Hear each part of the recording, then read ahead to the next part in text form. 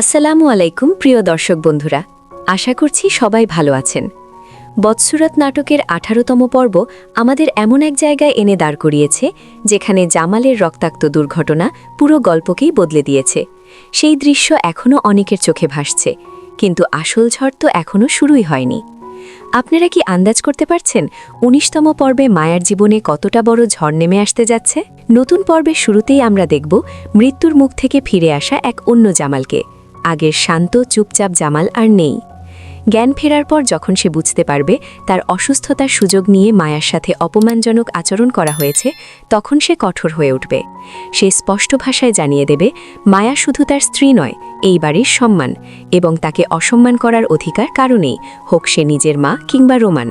জামালের এই পরিবর্তন দেখে মরিয়ম আর তার সহযোগীরা বুঝে যাবে সরাসরি মায়ার বিরুদ্ধে গেলে লাভ হবে না, তাই তারা বেছে নেবে এক ভয়ঙ্কর মানসিক যুদ্ধ। জামালের মনেই মায়ার বিরুদ্ধে সন্দেহের বিষ ঢুকিয়ে দেওয়া। এবার আসছে সবচেয়ে চমকপ্রদ মোড়, হাসপাতালের ভেতরের বিশ্বাসঘাতকতা। জামালের মা মোটা অঙ্কের টাকা দিয়ে হাসপাতালে এক নার্সকে নিজের দলে টেনে নেবেন, আর সেই নার্স শুরু করবে তার নোংরা খেলা। জামালের কানে সে ফিসফিস করে বলবে মায়া নাকি তার অসুস্থতার সুযোগে আলমারির চাবি আর সম্পত্তির কাগজে হাত দিতে চেয়েছিল।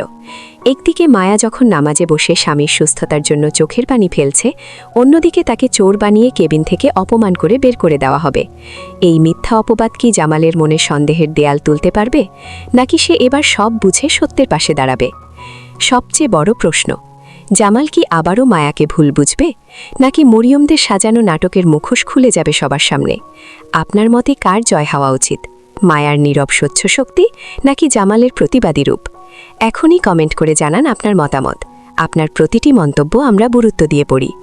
রিলিজ আপডেট, বদসুরত নাটকের ১৯তম পর্ব প্রচারিত হবে আগামী ২৮ তারিখ দুপুর ৩টায়, তাই সময়টা নোট করে রাখুন। আপডেট সবার আগে পেতে চাইলে এখনই আমাদের চ্যানেলটি সাবস্ক্রাইব করুন এবং বেল আইকন অন করে রাখুন। আজকের মতো এখানেই শেষ করছি। ভালো থাকবেন, সুস্থ থাকবেন। দেখা হবে পরের ভিডিওতে নতুন চমক নিয়ে। ধন্যবাদ সবাইকে।